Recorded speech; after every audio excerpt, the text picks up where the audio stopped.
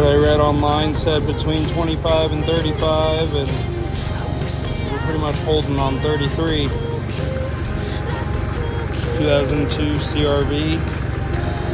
AC is working with the Amazon compressor. I got a cap I gotta put on still, but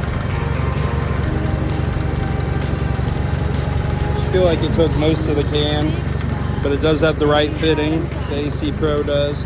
The AC Pro can did not fit my F-150.